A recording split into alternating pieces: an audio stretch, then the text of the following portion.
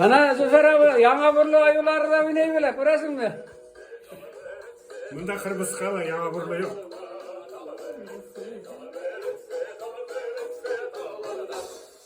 Yerler Öyle silgen yarım koylarına. Sallırda söyletip sayılır silgen yarım koy başına. Evet. Yani kocaman azetken.